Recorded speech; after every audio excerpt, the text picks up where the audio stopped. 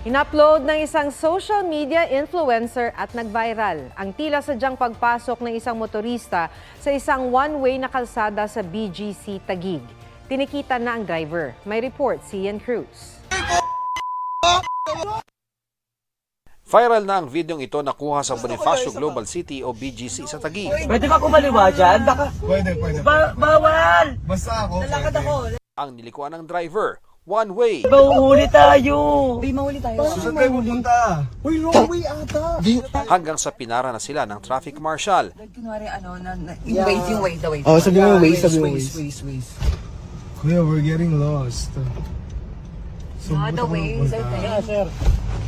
Ano yung pinasok mo? Sorry po, kuya. We're getting lost. Saan Yung po ways, dinala kami pupunta? somewhere. Ang driver, nag-name drop pa ng isang anak ng politiko. Kuya, sorry talaga. Oo, din you can guide me na lang as kuya kasi we don't know talaga BGC. Kasi legit promise.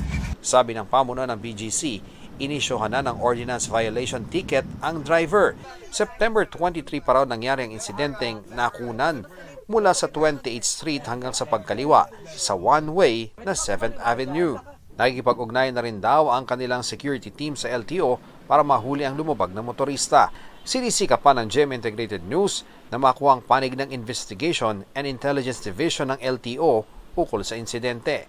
Sinisika pa namin kuhanan ng pahayag ang social media influencer na nag-upload ng video pero di malinaw kung siya ang driver o siya ang kumukuha ng video.